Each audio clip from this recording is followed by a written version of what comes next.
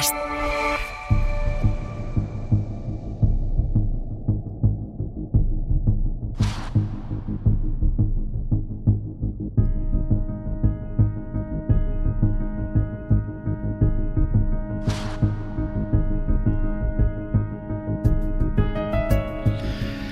Continuamos en Ser Historia y lo vamos a hacer en los próximos minutos hablando de crímenes, de criminología, en concreto de un crimen que sucedió hace más de un siglo. Pero bueno, es un escenario en el que yo me desenvuelvo y me siento bastante cómodo. Bueno, la gente que me conoce sabe que lo mío es la historia antigua, sobre todo la egiptología, pero soy un fan de todo aquello relacionado con los crímenes, estos documentales que llaman ahora de True Crime, y que soy fan de ellos desde hace décadas, desde hace casi 30 años, cuando empezaron a funcionar en televisión, y es lo poco que veo de la tele. Y quería que nos adentráramos, mejor dicho, un poco en este mundo, a colación de un libro que acaba de salir recientemente, Serás sangre y vergüenza, una novela que nos va a transportar a un asesinato ocurrido en Córdoba a principios del siglo XX, en Aguilar de la Frontera, en este pueblecito de Córdoba, cuyo autor, Fran Zurera, ya nos atiende precisamente desde Radio Córdoba. Fran, bienvenido a Ser Historia. ¿Qué hay, Nacho? Encantado y muchas gracias por dejarme estar aquí contigo, que es un honor. Tú eres experto en historia contemporánea, te encanta también el mundo de la criminología, de la criminalística. ¿Por qué te apasiona este tema? Pues creo que también porque en mis antepasados familiares más recientes hay un caso de asesinato. ¿No sería el asesino? Sí, mi bisabuela fue la asesina de mi bisabuelo y el culpable que no fue como tal, y sí estuvo en prisión, fue mi abuelo, y también lo conté en una novela. Eso te marca un poco, ¿no? La idea también de esas injusticias, ¿no? Que eran muy comunes en aquella época, pues hace 60, 70 años o un siglo casi, en el sentido de que los métodos de investigación han cambiado muchísimo, y en muchas ocasiones el dedo acusador era el que señalaba quién era o quién no era, ¿no? Sí, la verdad que cuando uno se adentra en sumarios judiciales, en prensa histórica, ve un mundo quizá enterrado por las arenas del tiempo, en el que la criminalidad común, cotidiana o interpersonal pues era más cotidiana, valga la redundancia, de lo que pensamos. De hecho, en mis investigaciones he encontrado crímenes que nos sonrojaría a más de uno y una. En tu novela Serás sangre y vergüenza, lo decía ahora, recreas un asesinato que sucedió en tu pueblo. Tú eres de allí, de Aguilar de la Frontera, en Córdoba. Cuéntanos un poco la historia de este asesinato. Pues cuando yo empiezo a conocer este asesinato, es un asesinato, vamos a desvelarlo, es un infanticidio. Lo hago por prensa histórica. De hecho, ni por historia oral ni por historia ya escrita en el pueblo se conocía, como tantos otros que he logrado descifrar y encontrar. Y bueno, a mí me causó una honda impresión, me consternó de tal manera que no se me iba de la cabeza la manera de poder narrarlo y hacerlo público, y que la gente del pueblo y de fuera y de cualquier lugar conociera este hecho tan traumático como terrible. La verdad que cuando uno se adentra en la criminalidad, en la historia, se queda boquiabierto, porque son casos que no se logran entender con los ojos de alguien del siglo XXI, no se logran entender estas formas de actuar de personas de primeros del siglo XX.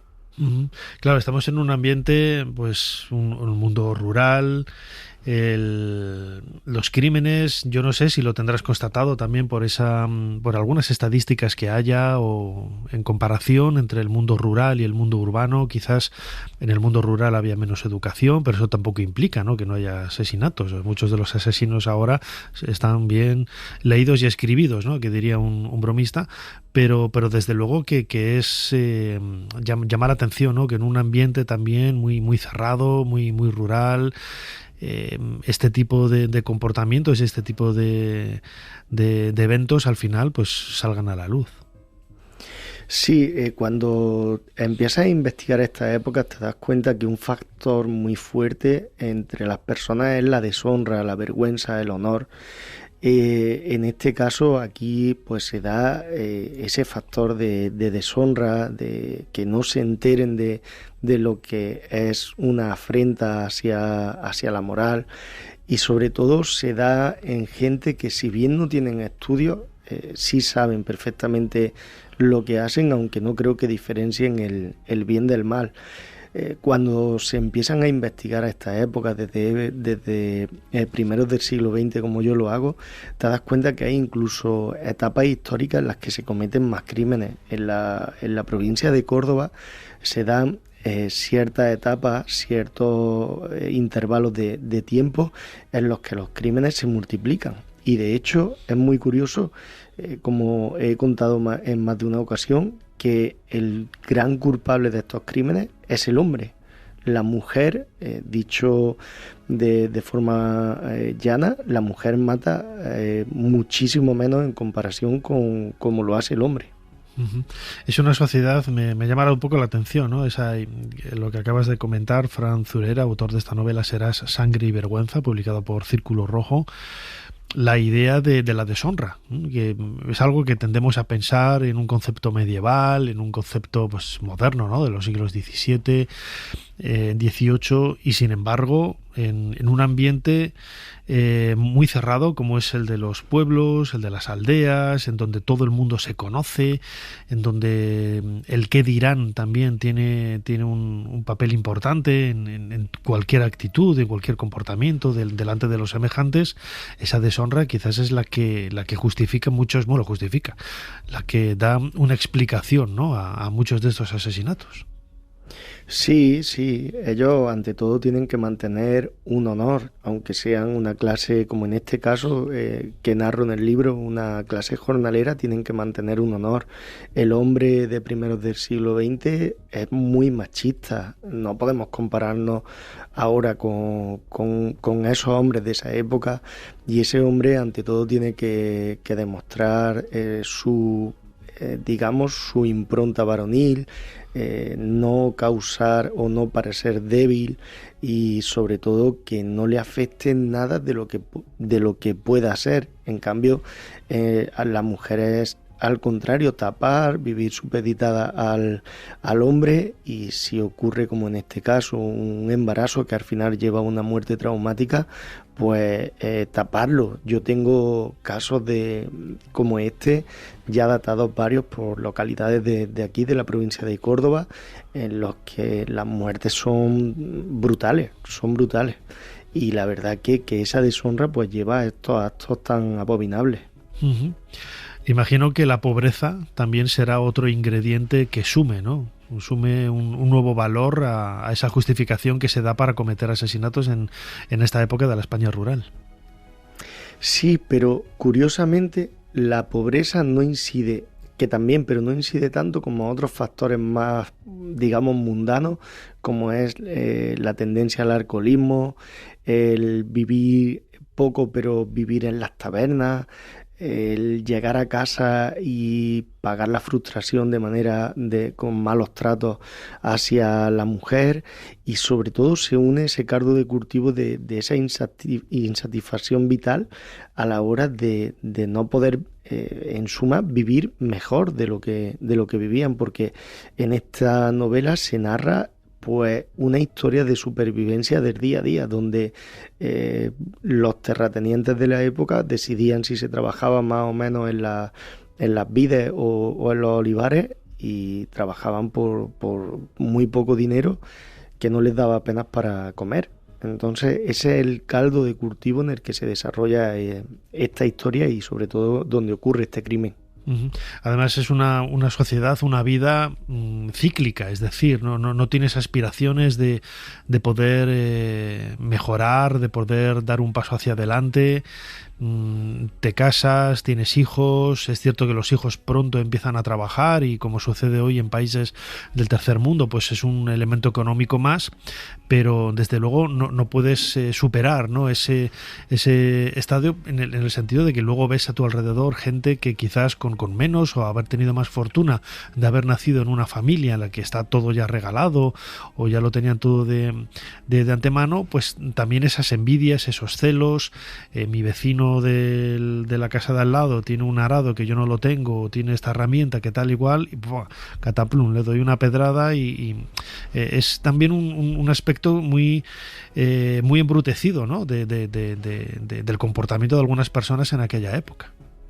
Sí, totalmente de acuerdo, Nacho. Date cuenta que muchos de los crímenes que suceden son por temas de lindes de tierra, de te has quedado con 1 metro más, 1 metro menos de tierra, o simplemente esa envidia que te lleva a enfrentarte con otras familias. Todos sabemos, la crónica negra de España está teñida de estos casos. Quizás el más famoso, por nombrarlo así de pasada, sería Puerto Urraco. Pero de todos estos crímenes se dan, pues, en todas las latitudes de este país. Esa envidia, como tú dices, pues también es fundamental. También hace al hombre que sea, como aquella cita, un lobo para el hombre. Uh-huh. Has hablado de la prensa como una herramienta desde el punto de vista histórico para poder recrear los sucesos, ¿no?, que acontecían pues hace prácticamente 120 años, ¿no?, al comienzos del siglo XX, cuando tú recoges en este libro Serás sangre y vergüenza, este asesinato en la provincia de Córdoba. La prensa escrita, ¿cómo cuenta cómo relata estos asesinatos? Pues curiosamente lo relata con pelos y señales.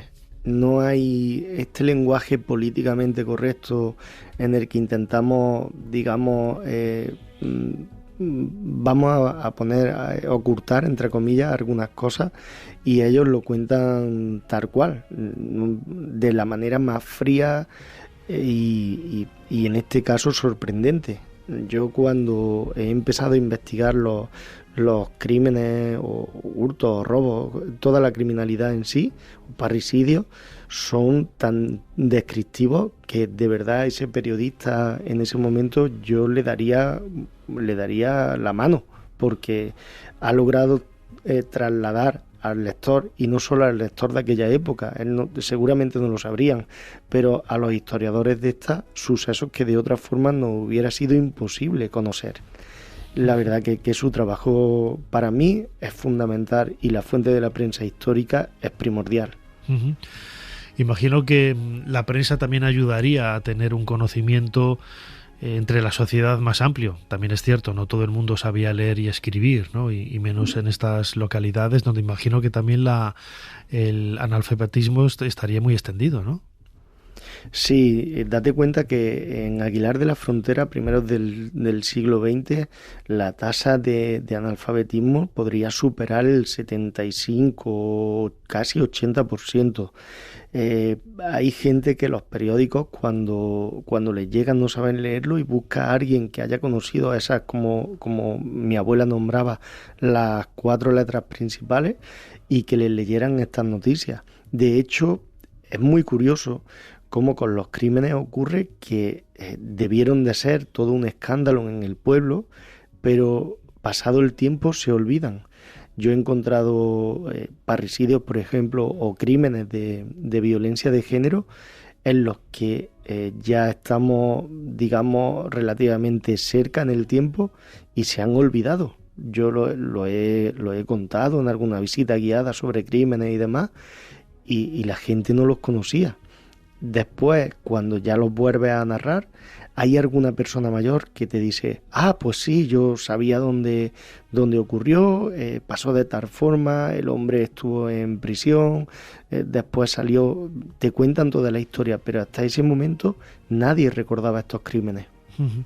Imagino también por esa estigmatización del momento, la tristeza, se entiende, ¿no? Que es mejor pasar de página, no mencionarlo y así, de alguna forma, esa creencia de ocultarlo, ¿no? Pero como era justo, lo decíamos al principio, ¿no? Era muy difícil en ocasiones saber porque no había metodología, no había criminalística, no había manera, ¿no? De buscar huellas dactilares, ni ADN, ni nada. Las evidencias en muchas ocasiones eran simples dudas y a veces, bueno, pues por desgracia en un número muy alto se acusaba a gente que nada tenía que ver, ¿no? Y eso cómo se entendía en este caso, hablando de ese asesinato en Aguilar de la Frontera, cómo se entendía. Las familias quedaban señaladas como víctimas, otras eran señaladas como tener ese parentesco con el asesino, con los criminales.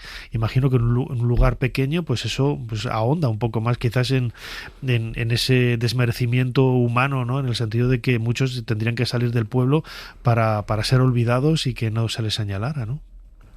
Pues para mi sorpresa, Nacho, la verdad que con todos los casos que voy investigando, al final la sociedad lo asumía. No, digamos, aislaban a esas personas como asesinos que eran, sino que al final cumplían la pena de prisión, a lo mejor una condena de 13, 14 años, y cuando salían habían asumido ese crimen. En el caso de la violencia de género, pues incluso madres de hijas decían que si ellas habían elegido a ese hombre o se habían casado con ese hombre, pues que aguantaran los malos tratos porque era lo que había que hacer. O casos en los que, como un crimen hacia un infante, la gente lo veía, incluso me atrevería a decir, como algo medianamente normal, y asumían esos casos en los que yo tengo constancia. De hecho, ni se fueron de la localidad, siguieron haciendo sus vidas allí después de este suceso. Estaban un poco asilvestrados, ¿eh? Vistos desde este perfil del siglo XXI, con ese presentismo, pero claro, hay que entenderlo en esa sociedad de la época, una sociedad muy conservadora, una sociedad una sociedad patriarcal, en donde había una serie de pilares que eran muy difíciles de mover y todo ello justificaba un poco, ¿no? Lo que estás explicando, ¿no, Fran? Sí, date cuenta que el hombre en esa época tenía muchos derechos y deberes tenía poquitos. Los hombres de por sí, ya fuesen acaudalados o simples jornaleros, portaban armas blancas, algunos llevaban revólver en el bolsillo y por nada sacaban las armas. En casas de prostitución, que también nombro algunas de la localidad, por menos de que canta un gallo, se disparaban, se mataban, por jugar a las cartas, por perder, por emborracharse. Todo eso llevaba pues a una violencia cotidiana en la que en algún momento que otro, y yo lo voy comprobando conforme voy investigando, hay meses que a lo mejor, imagínate, tienes dos asesinatos, que eso es mucho, ¿eh? En una localidad que para aquel entonces tendría unos 15, 16 mil habitantes. Claro, visto con esa perspectiva, desde luego que uno se sobrecoge, ¿no? Al entender estos sucesos. Pero ya para ir acabando, Fran Zurera, autor de esta novela Serás sangre y vergüenza, publicado por Círculo Rojo. También esos ingredientes lo convierten en un tema tan apasionante, ¿verdad? Es decir, o sea, nunca nos cansamos del... No voy a decir el morbo, no, va más allá del morbo, ¿no? Es adentrarse en el pensamiento, en la forma de pensar de un ser humano que le lleva a cometer un delito de esta índole y muchas veces pues con... lo ves con el horizonte que te da el tiempo, la perspectiva de otra cultura, de otro momento histórico, y dices, pero será tonto, ¿no? Si te van a coger enseguida, te van a pillar en 0, pero bueno, todo está contextualizado en un momento determinado, ¿no? Sí, cuando yo narro Será sangre y vergüenza, lo narro desde la perspectiva de los tres personajes principales que desarrollan toda esta historia, y se narra en una atmósfera rural donde, aparte de esa criminalidad, también hay un sexo explícito, hay unos bajos impulsos, hay una forma de actuar que, como tú bien dices, ahora nos choca. Todo esto a los lectores y lectoras que se han acercado les ha llamado mucho la atención, y no es por el morbo, porque yo espero siempre la crítica tras la novela para que me digan qué les ha parecido, pero de la forma más directa y más sincera posible. A todo el mundo, incluso a la mayoría de las lectoras, no solo le ha apasionado la lectura diciéndome que es muy adictiva, sino que le ha llamado mucho la atención la atmósfera. Hay quien incluso me ha dicho que hasta le han llegado los olores de los platos de esa cocina típica andaluza de esta época que yo he citado en la novela, y eso para mí la verdad que es un honor tremendo. Quiera esto decir que crear esa atmósfera y llegar a tanto, pues quizá me haya valido la pena al final. Desde luego que sí, lo recomendamos desde aquí. Este libro, Serás, Sangre y Vergüenza, publicado por Círculo Rojo, cuyo autor, Fran Zurera, nos ha atendido aquí los últimos minutos en Ser Historia. Fran, como siempre, muchísimas gracias una vez más por habernos ayudado a hacer un poquito más de historia. Muchísimas gracias a vosotros, Nacho, por darme la oportunidad de estar aquí, y un honor de un fiel seguidor que tienes en tu programa. Muchas gracias. Para no perderte ningún episodio, síguenos en la aplicación o la web de la SER, Podium Podcast o tu plataforma de audio favorita.